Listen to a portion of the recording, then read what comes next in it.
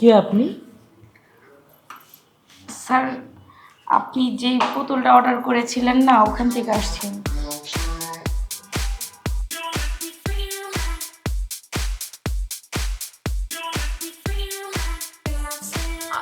আসলে তো আমি একটা পুতুল অর্ডার করছিলাম। আপনি নিজে আসছেন মানে? আসলে স্যার, আপনি যেই পুতুলটা অর্ডার করছেন সেটার স্টক আউট হয়ে গেছে। আচ্ছা, স্টক শেষ হয়ে গেছে তা না হয় বুঝলাম, তবে আমি আপনাকে দিয়ে কি করব?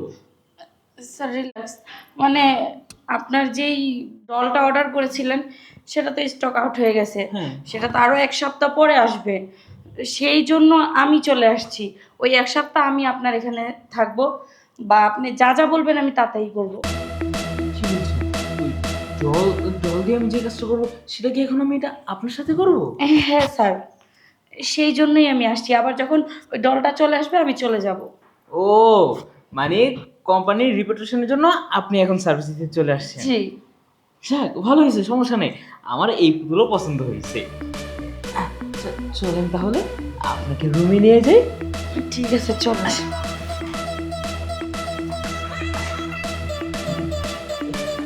বসো এখানে। কি ব্যাপার? আপনি বললেন রুমে নিয়ে যাবেন, আর এখানে ড্রয়িং রুমে নিয়ে আসলেন? আরে, এখানে তোমাকে নিয়ে আসছি, আগে তোমার সাথে এই জায়গায় ভালো করে পরিচয় হই, তারপর তোমাকে রুমে নিয়ে যাব। আচ্ছা, আপনার কি ধারণা আছে যে আমি পুতুলটার সাথে কি কি করব? না, ধারণা নাই, বাট আপনি পুতুলের সাথে যা যা করবেন আমার সাথেও তাই করতে পারেন। ও, আমি পুতুলের সাথে যা যা করব তা তা আপনার সাথেও করব। হ্যাঁ। ওটাতে তো আপনার কোনো সমস্যা নেই না? না না। আচ্ছা, তাহলে ভালো হয়েছে। তাহলে এটাতে আমার কোনো সমস্যা নেই। পুতুলের বদলে না হয় আমি আপনাকে দিয়ে আপাতত 1 সপ্তাহ কাজ চালাবো।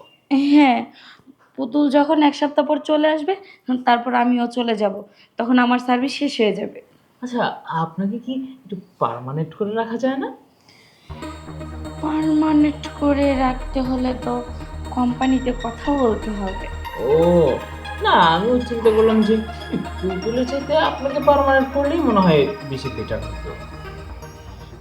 সেটা হয়তো হতো, কিন্তু সেই জন্য তো আমার অনেক পারিশ্রমিক আছে, তাই না?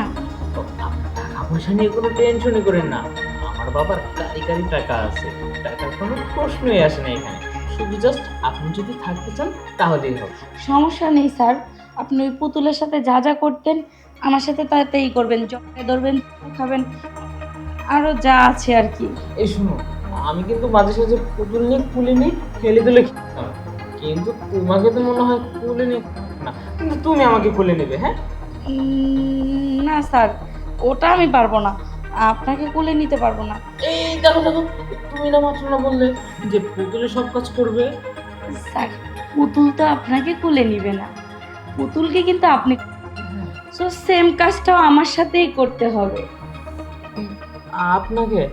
পুতুল তো ওইটা তো আরো দেখছিলাম হ্যাংলা পাতলা, আর আপনার যে সাইজ ওইটা আমি খুলে নিতে পারবো? থাক, খুলে নেওয়া লাগবে না। আচ্ছা, আমাকে একটা কথা বললেন তো, আপনি পুতুলকে যেভাবে করতেন তা কি পুতুল মজা পাইতো না আপনি পাইতেন?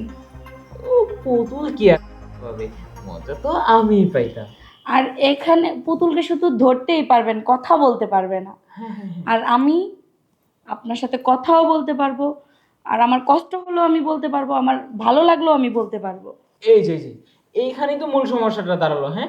এই যে দেখেন, পুতুলটাকে আমি যখন নিয়ে আসতাম, ওরে আমি বিছানার উপর ফালায় যেভাবে খুশি সেভাবে আমি ওর সাথে আনন্দ করতাম, কোনো সাউন্ড হইতো না। আর দেখেন, এই যে আপনার সাথে এখন সামান্য একটা চিমটি দিল, ক্যাচ করে উঠবেন। দেখেন, এটা কি হইলো? স্যার শুনেন, আমার শুধু হাত আর পায়ে চলবে, মুখ চলবে না। তার তা মানে আমি চুপই থাকবো। ও, বুঝছেন, পরে আবার চিল্লান মিল্লান দিলে কিন্তু সমস্যা আছে। এটা তো বাসা, বুঝছেন? হ্যাঁ, বুঝতে পারছি।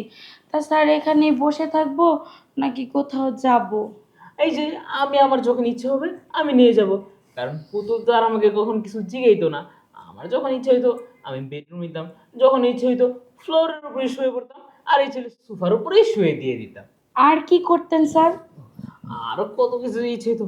মাঝে মাঝে তো আমি এমনও করতাম যে ইচ্ছে হলে গোসলখানায় নিয়ে যেতাম, আমি গোসল করতাম আর ওর সামনে দাঁড় করে রাখতাম। মাঝে সাঝে যদি গোসলের মধ্যে যে আরো কিছু মনে চাইতো, ওই গোসলের মধ্যেই শুরু করে দিতাম। তারপর আর কি করতেন? আরো এত কিছু কিভাবে যে বলি। এই, চল সব একবার বিস্তারিত পরেই দেখিয়ে দিচ্ছেন কি কি করতাম। চলো ঠিক আছে চলেন। আসেন আসেন।